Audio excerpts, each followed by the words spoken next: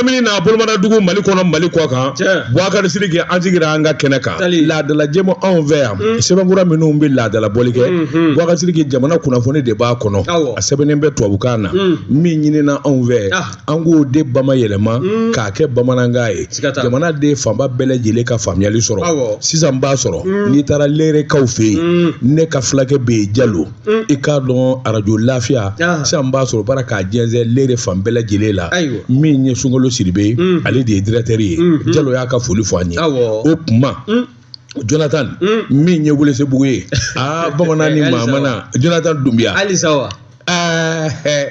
ɲɔbɔrɛ tigi e da 2024 ban foli na sawa ɲɔbɔrɛ tigi malobɔrɛ tigi tigabɔrɛ tigi bamanan yɛrɛ est ce que bamanan bɛ Welesebugu ka Jonathan kelen kɔ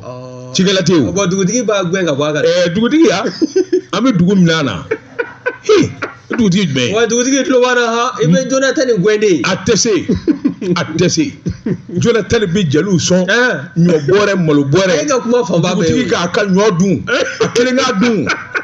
an mugu foyi t'a la ayiwa Welesebugu dugutigi i ka ɲɔ dun cɛw an mugu foyi t'i ka ɲɔ na ayiwa Boubacar Sidiki an sigira kɛnɛ kan a mɛri jɛgɛ bɛ nɛgɛ la Sylvie Vartan muso ɲumani ale de bɛ budeli kunna jɔn a tɔgɔ kɛra o ye awɔ Sylvie Vartan Dako oui o ma i tɔgɔ ye saba de yan anw t'a kalama dɛ e ka mun b'o la ne fana bɛ de ɲininka o n dɔgɔnin de don Sylvie i ka fɛn bisi an k'a daminɛ karamɔgɔ tɔgɔ Tunkara naam k'a ye mɔgɔw to yen o ka kuma ne ko bala cogo bɛ Boubacar Sidiki ne bɛ n kelen ku ni ka bɔ ni sɛbɛn ye sɛbɛn min n'u k'a ma Nouvelle Horizon ɲɛdankura Seydou Konatɛ Sibo ni y'a ka fatiri ye Seydou ko i k'a dɔn premier ministre kura min sigira ani ministre kura min bɛ kuranko kunna Boubacar Sidiki k'a dɔn u kun dalen don énergie kan yarɔ kɔni nin ye ko kura ye Boubacar Sidiki i k'a dɔn ayiwa premier ministre kɔlen général de division Abdoulaye Maïga min ye ayiwa EDM ye énergie ministre Boubacar Diané ale de y'o ye alamisa o tɛ sini ye de Boubacar Sidiki k'a dɔn énergie a na kɛ n'a fɔ ayiwa dɔ ka boli k'i dogo sabula min ye ayiwa sɔrɔsikɛ ye Abdoulaye Maïga a yɛrɛ de ko k'a bɛ da ministre kan u ka taa énergie la sa ni ka taa lajɛli kɛ ka jateminɛ kɛ jamanadenw degunna jamanadenw ɲanina jamanadenw dɔrɔla san fila bi min ye kuranko gɛlɛya ye i k'a dɔn ni fɛn ma fara a ka fɛn tɛ bɔ a la o de la malidenw ka kuleka i k'a dɔn faama kura minnu sigira Asimu Goyita fɛ maa tɛ ko dɔn i n'a fɔ Ala lala i k'a dɔn ɲɛna sɔrɔ o bɛ taa kɛ ka da ayiwa gɛlɛya kan sabula énergie min ye vérificateur général ye o kun ye munumunu Saloke o ye kuma min fɔ o bɛ maa siran Boubacar Sidiki k'a dɔn ŋanamu ni sonyani min bɛ a fanga bonyana san 2020 21 22 23 vérificateur général ye jate min minɛ miliyari min dununa ye ani miliyari min bɛ majɛ kɛ miliyari 30 ani miliyɔn 770 ni 70 n'a kun ka fɛ Boubacar Sidiki k'a dɔn a bɔ vérificateur général ale nana jatebɔ min kɛ société Albatros i k'a dɔn ko ayiwa min ye wari dɔ saral'o ye wari min saral'o ye i k'a dɔn o courant ma di Albatros ko k'o tɛ tiɲɛ ye dɛ bɛnkan min b'ale ni EDM cɛ ale ka groupe ale bɛ courant min di gɛlɛya t'olu ka groupe la i k'a dɔn fiɲɛ t'a la min kɔni ye EDM ye sango ale de bɛna ni taji ye o bɛ kɛ groupe kɔnɔ bɛnkan de b'o ni ɲɔgɔn cɛ ni groupe ma wuli o tɛ Albatros nɔ ye o bɛ sɔrɔ EDM na n'o courant ma sɔrɔ dun n'o courant ma sɔrɔ énergie b'a sara kɛ moi j'ai un contrat avec toi j'ai un contrat avec toi e bɛna journal de di ne ma n k'a kalan n'i mana ni journal ye a b'a kalan a ka gɛlɛn bon c'est le problème c'est à ce niveau donc énergie mɔgɔw ka sɛbɛkɔrɔ ɲini o bɛ ɲininka de o sini 7h30 ministre bɛ don EDM da c'est ça le problème Boubacar Sidiki sɛbɛnnikɛla ko a fɛn dunnen bɛɛ tɛ ye sabula min ye nin ŋanamu ye nin bɛ énergie la a bɛ san caman bɔ min kɔni ye gɛlɛya damanda ye Mali kuranko fiɲɛ tɛ foyi ye wariko dɔrɔn don n b'o f'i ye dɛ ayiwa tout le problème de l'EDM wariko dɔrɔn don an bɛ kuma na foyi tɛ wariko kɔ wari min kan ka sara ka taa don taji ni fɛn na o bɛ sira wɛrɛ de ta cogo di yarɔ Abdoulaye Maïga maa a tɛ kuma o Asimu ɲɔgɔnna don a bɛ dɔ don kaso la ɲinɛ ayi nin ka maa don kaso la a b'i bolokuru de a b'i ti ka se k'i fili baji la ten nin kun ye sɛbɛn ye an ye min bɔ Nouvelle Horizon kɔnɔ ɲɛdankura Nouvelle Horizon karamɔgɔ Taba Tunkara ne y'o bila l'indépendant ne bɛ o ta min ye Dawuda Sangare nin y'a ka fasiri ye Dawuda ko a ko fara ɲɔgɔn kan jɛkulu belebele min bɛ yen n'an k'a ma ko plateforme panafricaine n'olu yɛrɛ ka wulikajɔ a ɲɛsin bɛ farafinna bɛ se ka bɔ nɔgɔ la cogo min na an k'a ma ko mouvement tabale kɔsada in na e ko o ma lettre kɛ wa communiqué fɛn minnu b'a kɔnɔ o de ye nin ye a y'a jira k'a fɔ min ye camancɛrɔ fanga bulon ɲɛmaa kɔrɔ ye Dr Sogɛli Kokala Mayiga a wulila ka bɔ a nɔ na u bɛ a fo a nafura dama kana bɛ se a wulili waati ma a ye baara minnu boloda a ye cogoya min di faso Maliba ma diɲɛ seleke 4 kɔnɔna na jɔnko Ala o bɛ a fo o cɛsiri la wa u b'a fo fana a taalen bɛ sɛgɛnlafiɲɛbɔ min na nin ye jɔnko Ala ko Ala k'a ja a la o fana bɔlen koyi maakɔrɔ min n'o sigina nɔ na n'o ye gendarme kɛ ye général de division Ablaye Mayiga min ye premier ministre kura ye i b'a ye k'a fɔ a nalen u ye o fana tan don k'a jira la k'a fɔ min ye primature ye o baara caman bɛ yen hali n'a sɔrɔla a ma waati janba kɛ yen kalo 3 ka se kalo 4 ma waati min na Dr Sogɛli Kokala Mayiga farigan tun bɛ a la min ye général de division Ablaye Mayiga ye a ye munumunu salo kɛ primature la o min ye jamana yɛrɛ gɛlɛyaw ye a kan ka caman dɔn a la o bɛ fɛn min fɔ a ye o de ye hakilina min n'o t'an bɛ mouvement tabale fɛ n'o de ye programme ye n'an b'a wele ko programme commun de reconstruction nationale an k'a ma ko PCRN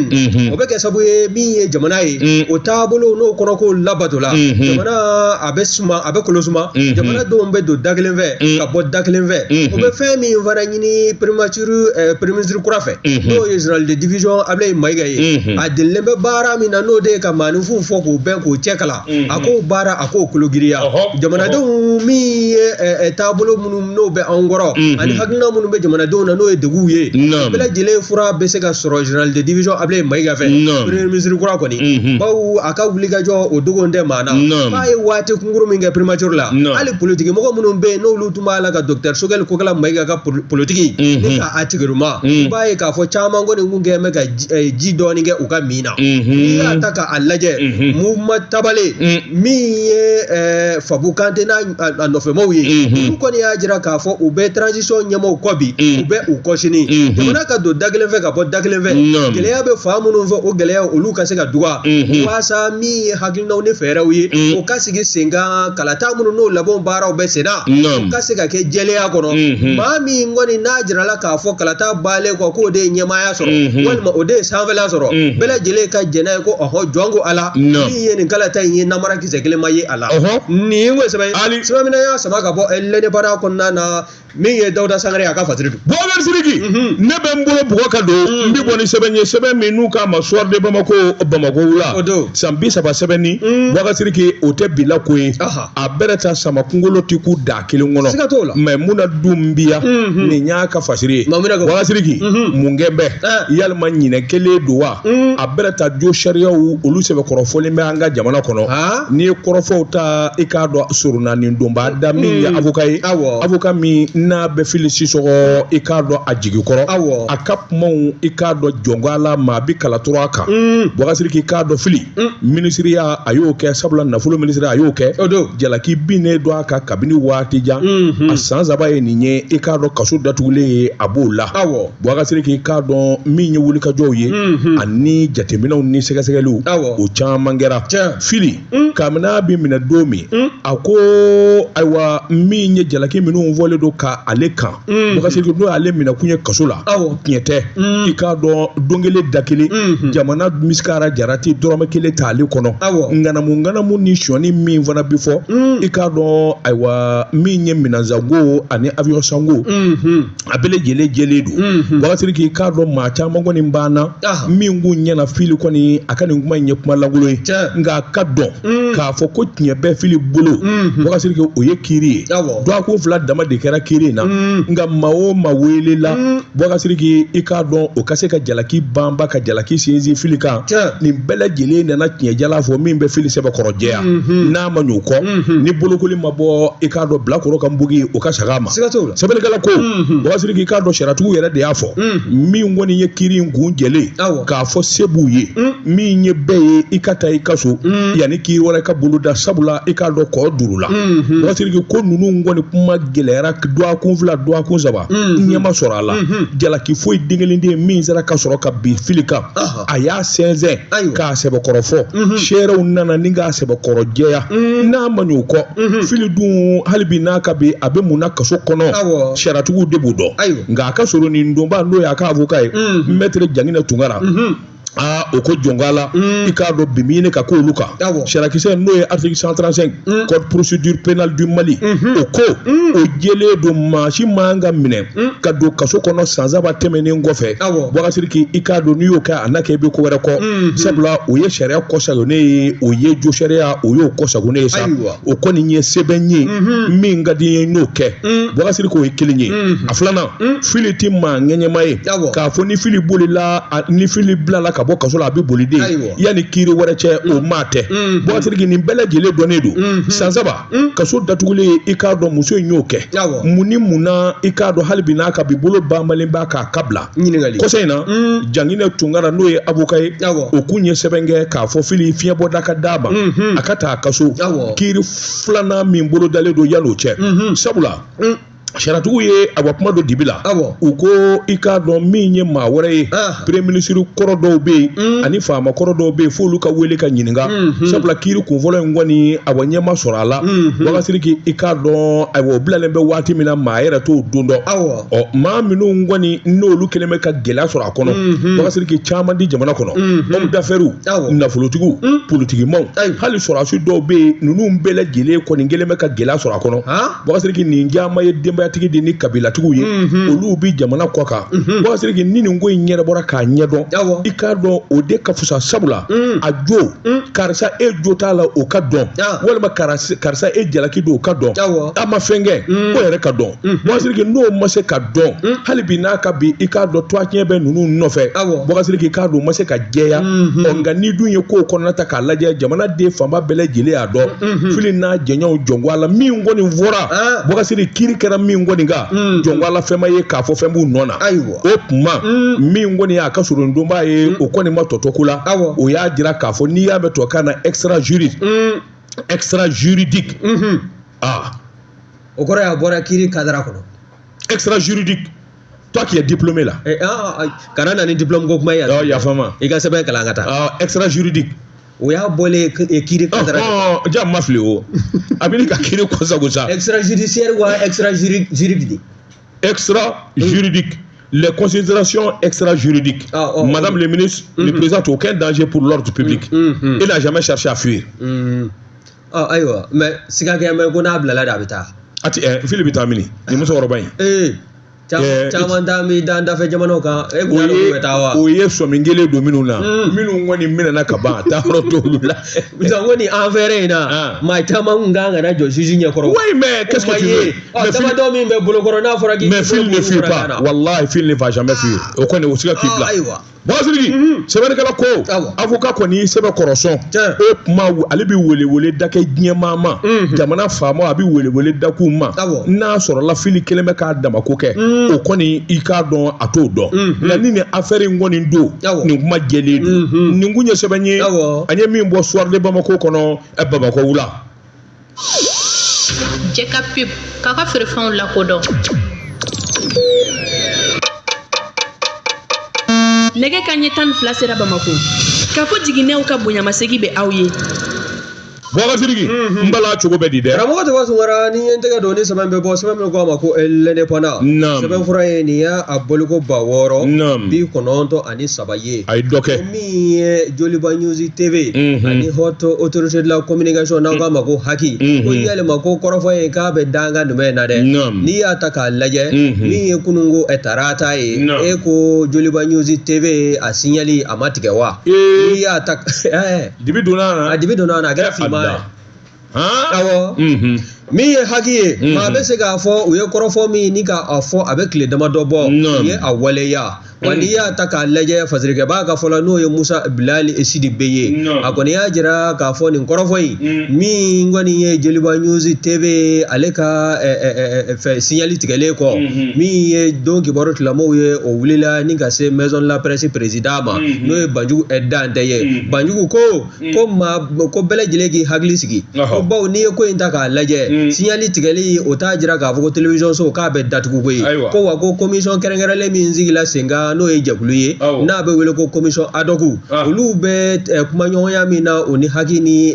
Joliba News TV ɲɛmaaw ni ɲɔgɔn cɛ ko jɔn ko ala k'u sigi bɛ k'olu fana ka jaabi kɔnɔ ko mɔgɔ man ka i jigi latigɛ i taabolo la wa n'i y'a ta k'a lajɛ kokura min ye fasirikɛla ye n'o ye Musa Bilali Sidi Beye ye a y'a jira k'a fɔ min ye nin gɛlɛya ye a sɔrɔla cogo di dɛ a ye hakilinajigi kɛ a y'a jira k'a fɔ min ye Joliba News TV ye u ka jɛmu dɔ de bɛ yen n'o ye émission n'a tɔgɔ d'a mɛn ko rendez-vous avec les idées o maa dɔ welelen de kɔni nana i sigi u ka nin jabaraninso in plateau sanfɛla la n'o ye Isa Kawujimi ye a y'an da don kuma na a nana ka kara muana ni ko karatɔ fɛ taama man ɲi ne t'a la o a ma fɔ ko émission politique ne k'a kɛ ne de bɛ maa wele yan politique ma ngori Kawujimi ɲɔgɔn na ninnu ko bɛ émission politique kɛ jɛgɛ fɔ la yan maa min fa o i yɛrɛ fa la yila bawo e mana nin sigi bɛ kuma di minnu ma e se b'i yɛrɛ da la mais minnu bɛna kuma e se b'u da la voilà donc a dɔw bɛ yen u bɛ kuma daminɛ ka ɲɛ tagalen ɲɛfɛ u bɛ se ka kuma politique i y'a mɛn a bɔnn'a kan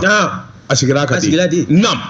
n'i ye kɔrɔfɔ ta k'a lajɛ Isa Kawujimi k'a to o plateau sanfɛla la min n'o bɛnna novembre kalo tile 10 tɛmɛlen ma san 2024 a kɔni ye kɔrɔfɔ gwɛlɛn caman ta ka ɲɛsin Burukina jamanakuntigi ma ka se Burukina ka den cɛman ni musoman denmisɛnnin maabakɔrɔ jɔn ko ala olu fana ka jɛkulu min bɛ yen n'o haki kunkanɲɛ ɲɔgɔn ye n'o ye Conseil supérieur de la communication ye Burukina tɔgɔ la u ye lettre kɛ o lettre kɛla ni ka o ɲɛsin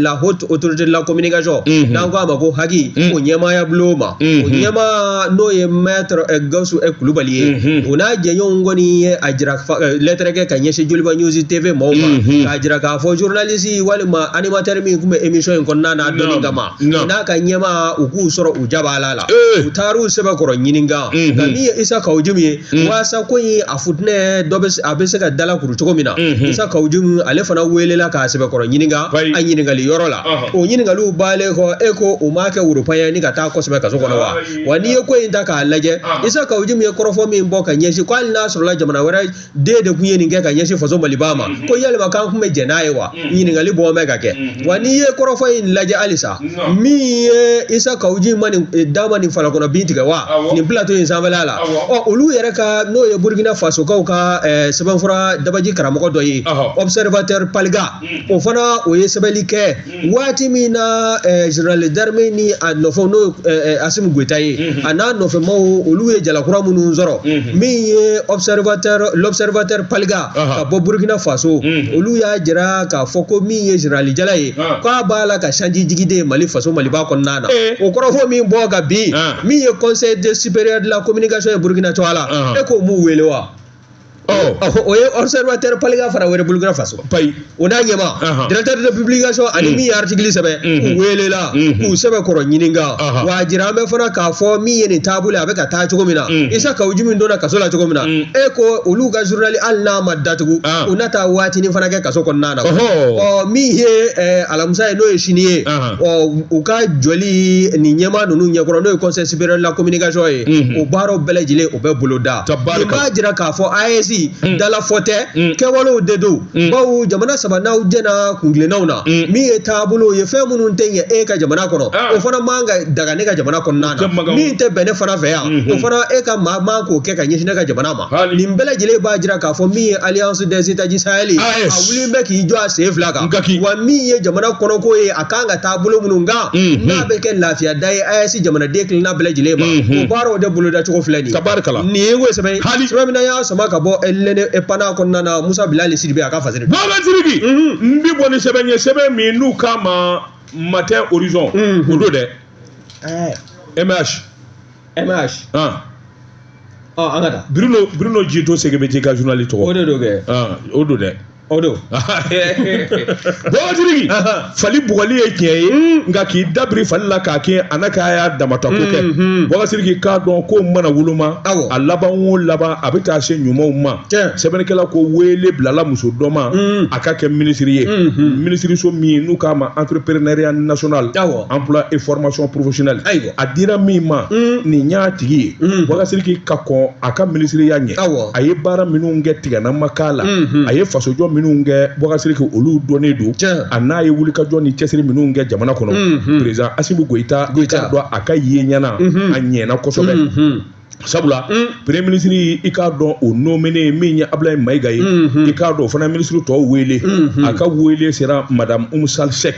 madame Oumou Sall Seck a y'o wele o ka kɛ ministre entrepreneuriat national emploi formation professionnelle muso min welelen filɛ Bɔgɔsiriki a n'a kɛ dunan don ministeriya la nka baara kolo gɛlɛn tali ani baara ɲuman kɛli o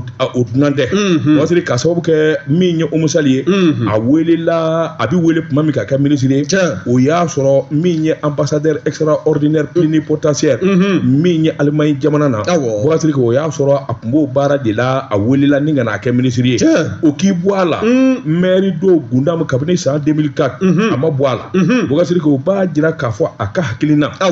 a n'a ka wulikajɔ a n'a ka cɛsiri Bɔgɔsiriki k'a dɔn faso la n'i ye maa o maa kelen gana ye faso Mali kɔnɔ yan min ye Bamakɔ ye i b'a sɔrɔ i jɔyɔrɔ de ka ɲi i faso la kosɛbɛ siga t'o la Bɔgɔsiriki k'a dɔn a ma ɲinɛ faso k'o k'i bɔ a la jɛrɛjɛkulu caman bɛ yen Bɔgɔsiriki k'a dɔn a y'o wulikajɔ n'o cɛsiri kɛ président conseil d'administration observatoire du genre Mali kɔnɔ OGM Bɔgɔsiriki k'i bɔ yen musow dɛmɛ ani denmisɛnw ka hakilina ɲɛta a y'o baara caman kɛ politiki Mado Bɔgɔsiriki o fana k'i bɔ yen min ye hali wulikajɔ minnu kɛra bɛnkan ni gouvernement ani banbajɛ jɛrɛjɛkuluw cɛ min kɛra avril kalo san 2014 2015 a da tun b'o la mouvement trade union Bɔgɔsiriki i k'a dɔn o ye jɛrɛjɛkulu ye min sigilen don bɛn ni kelenya ka sabati malidenw ni ɲɔgɔn cɛ Bɔgɔsiriki i k'a dɔn a kɛra sababu ye maa minɛnen minnu bɛ i k'a dɔn kɔnɔfɛla la san 2015 i k'a dɔn gɛlɛyaw olu waati la a kɛra sababu ye i k'a dɔn ka sigiɲɔgɔnya bolo da min b'a to caman bɛ lafiya n'i ye jinɛsigi naani mɔgɔw ka tɔnba ta k'a lajɛ a b'o camancɛ la organisation thank you Bɔgɔsiriki i k'a dɔn o ye muso jɛrɛjɛkulu ye min sigilen don bɛn ni kelenya ani musow ka hakɛ ɲinini na Bɔgɔsiriki i k'a dɔn o fana k'i bɔ yen IAL fondation espagnole Mujeres for Africa Bɔgɔsiriki i k'a dɔn a b'o camancɛ kolo la comité exécutif Femmes pour la paix Alliance civilisation des Nations Unies ye Bɔgɔsiriki k'i k'a dɔn o fana o ma sigi a kɔ o k'i bɔ yen ɲɔgɔn kunbɛ caman bi kɛ jɛnsɛnna ni maabaw ni ɲɔgɔn cɛ a bɛ wele o kɛnɛ kan jango bɛɛ ni kelenya ka kɛ saheli jamanaw na Bɔgɔsiriki i k'a dɔn muso in bɛ nin camancɛ la o de kɛra sababu ye i k'a dɔn tanuni sɛbɛn ka d'a ma ko min ma prix Paul Lorizitaine Danemark Women in Excellence Bɔgɔsiriki i k'a dɔn k'i bɔ yen min ye youth ambass Bamakɔ o fana o ye prix d'a ma Bɔgɔsiriki ka sababu kɛ a ka wulikajɔ min kɛra farafinna Worodugu yan fan fɛ o k'i bɔ yen West Fondation Manu Davak Niger olu ye bonya d'a ma Bɔgɔsiriki médaille d'or Crans Montana Forum excellence o dira ma chevalier de l'ordre national Chevalier de l'ordre national du Mali Bɔgɔsiriki k'a dɔn o fana dira madame Sall Oumou Seck Bɔgɔsiriki maa kalanenba n'a ye ta maa gansan tɛ sabula université baw jango université Mande Bukari Bamako Bɔgɔsiriki k'a dɔn ka wulikajɔ bolo da min ye ayiwa certificat de droit international droit d'homme fondation Irénée Kazim institut international des droits de l'homme Strasbourg Bɔgɔsiriki ka laban tuguni min ye Colombia États-Unis ka kalan kɛ université dɔ la yen fana k'o sɛbɛnfuraw ta sɛbɛnnikɛla ko a kɛra ambassadeur ye i k'a dɔn Allemagne jamana na n b'o sariya Bɔgɔsiriki sabula n jiginn'a kan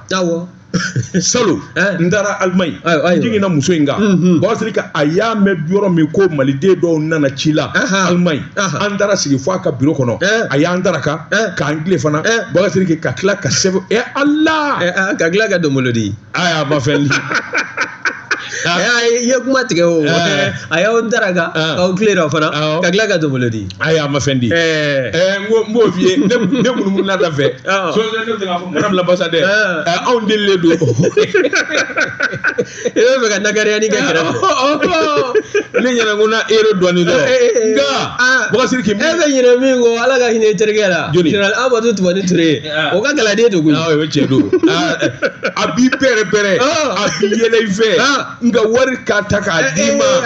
Bɔkasiri k'i ɲɛ min ye nisɔndiya nin bɛɛ la i y'o dɔn walahi o kelen tɛ nkalon tigɛ maliyɛn minnu bɛ Allemagne u bɛ taa kɛ ka bureau kɔnɔna de fa dɛp o de ka ɲi Bɔkasiri a yɛrɛ de bɛ bɔ e ka papier ko ɲɛnabɔra e ta ye mun ye e ta ye mun ye Musa Bakari mukɛ bamankɛ a b'u wele Bɔkasiri i k'a dɔn maliyɛnw bɛɛ de don Allemagne ça j'ai vu honnêtement muso in kɔni a bilalen bɛ minisiriya min na a kan ka nɔbɔ nin kun ye sɛbɛn ye an ye min bɔ matin horizon kɔnɔ Mali horizon kɔnɔ a ka bi bɔli la karamɔgɔ Tuma Tunkara ni ye n tɛgɛ don ni sɛbɛn bɛ bɔ sɛbɛn min k'a ma ko l'indicateur du renouveau l'indicateur du renouveau incité nin y'a ka fasiri ye a ko min ye Haut Conseil des Maliens de l'extérieur ye k'a kɛn bɛ ka wele k'a bɔ ka ɲɛsin maliden kelenna bɛɛ lajɛlen ma kɛrɛnkɛrɛnnenya na minnu bɛ bɔ faso Maliba kɔnɔ k'u kun da Sénégali jamana kan bawo kɔsada in b'a ye k'a fɔ min y'an ka carte d'identification nina ye donc ala ni se bɔra Mali kɔnɔ ka se Sénégali Mali ni Sénégali dancɛ la n'o ye frontière ye nina o t'a kɛ sabu ye e ka don Sénégali kɔnɔna na tuguni bawo a kɛn bɛ sabu ye ko ni carte biométrique t'i bolo passeport fana t'i bolo wa o passeport n'o carte biométrique fo CEDEAO mention n'o y'a taamasere o ka ye a kan n'o tɛ e kɔni e tɛ Sénégali bunakun e t'o kɔsago n'i y'a ta k'a lajɛ min ye Haut Conseil des Maliens de l'extérieur ye u kɛ ka kɔrɔfɔ mɛn i b'a ye k'a fɔ u ye wulikajɔ ni ka o bolo da o y'a jira k'a fɔ min y'an ka camancɛla fanga ɲɛmaaw ye u ka fɛɛrɛ ni dabali sugu bɛɛ lajɛlen tigɛ waasa min ye anw ni Sénégali jamana faamaw ni ɲɔgɔn cɛ ye a ko a bɛ se ka lajɛ ji ɲɛma jɔlen na cogo min na min ye carte nina ye o kɔni o bɛ maa caman bolo nka mɔgɔ fanba fana bɛ yen minnu ta buruna walima minnu ta u ko k'u b'a yɛlɛma ɲɛma sɔrɔ a la fana bɔlen koyi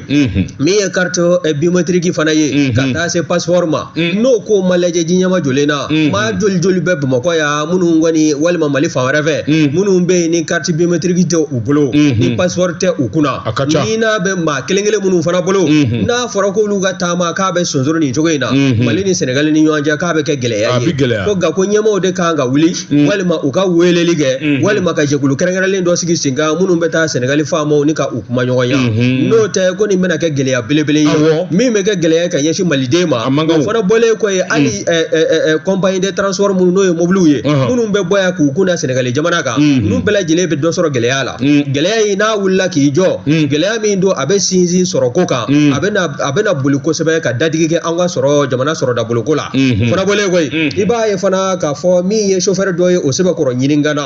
Lasina Dawo ale ye chauffeur international ye Penso transport la a y'a jira k'a fɔ min ye ale kɔni ka mobili sen nin yɔrɔ in na n'o ye Mali ni Sénégali dancɛ ye o y'a ka maa 11 o de jiginna ka bɔ mobili kɔnɔ olu sɛbɛnkɔrɔ lasegin k'u kana faso Maliba kɔnɔna k'a sabu kɛ ko sɛbɛnfura min b'a la ka ɲini ko o tɛ u bolo wa n'o tɛmɛna ka bɔ yen i b'a ye fana k'a fɔ min ye Mohamed Lamine Bane ye ale y'a jira k'a fɔ Haut Conseil des Maliens de l'extérieur to a la ko bɛɛ lajɛlen de kan ka i yɛrɛ bila sariya kɔnɔna na ko nin tɛ k'a fɔ ko maliyɛnw ko man di Sénégalikaw ye koyi ko nin ye u yɛrɛ ka taabolow de talen u b'a fɛ ka minnu lataama min bɛna kɛ sabu ye degun kɔni a maliyɛnw kɔni sɛbɛnfura minnu ɲini bɛ n'a tɛ an bolo anw na degun sɔrɔ taama sen fɛ ka ɲɛsin Sénégali jamana ma nin ye o ye sɛbɛn ye sɛbɛn min y'a sama ka bɔ l'indicateur du renouveau kɔnɔ ST a ka fasiri bi Jɛka pep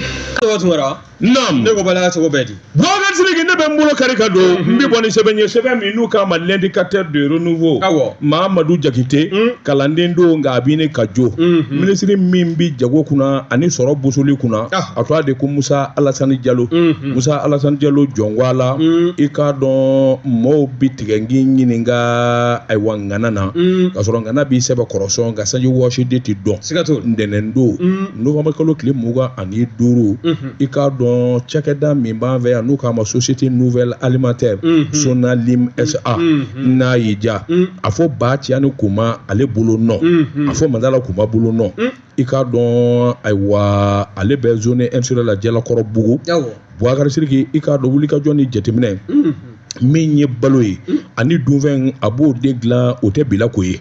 Boubacar i k'a dɔn ayiwa min ye Alasani ye minisiri min bɛ jago kunna a taara olu ka t'u lajɛ Boubacar u bɛ min kan k'a kɛ a n'a kun ye layidu min di n'a sɔrɔla a ɲɛnabɔra a nisɔndiyara Alasani Jalo a ko a bɛ jamanakuntigi fo sabula gouvernement yɛlɛma min ni wele bilala ale ma a ka tɛmɛ n'a ka baara ye a k'o diyara ye o kuma u bɛ baaraba kule min kan k'a kɛ i k'a dɔn a n'a dɔ dɔw kan min ye Sonalimi ye Boubacar k'i k'a dɔn a ye wulikajɔ boloda sabula nin t'a siɲɛ fɔlɔ ka taa ye a ko a bɛ kalo 8 bɔ ale kun delila ka taa cakɛda in na nka a y'a sɔrɔ yɔrɔ in bisi basalen don sabula Boubacar gɛlɛya caman dalen kun don ɲɔgɔn kan o ye mun ye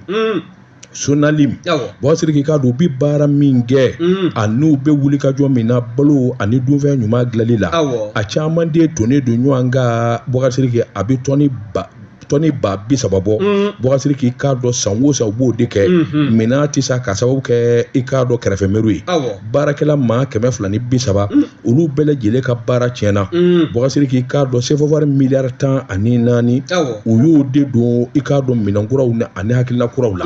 minisiri ko i bɛ se ka kɛ kɛcogo jumɛn na maliden minnu bɛ cɛsiri ni wulikajɔ la ka usine baw jɔ maa wɛrɛ bɛ taa o ɲɔgɔnna nanamafɛn sumalen ta jamana kɔ kan hali ko fɛn ɲuman yɛrɛ tɛ a ma dilan i ɲɛna Boubacar i k'a dɔn i t'a dilan cogo dɔn ka t'o doni ka na o feere jamana kɔnɔ Boubacar minnu bɛ wulikajɔ ni cɛsiri la n'o ye usine minnu b'an fɛ yan Boubacar u kan ka don ba la a k'o de la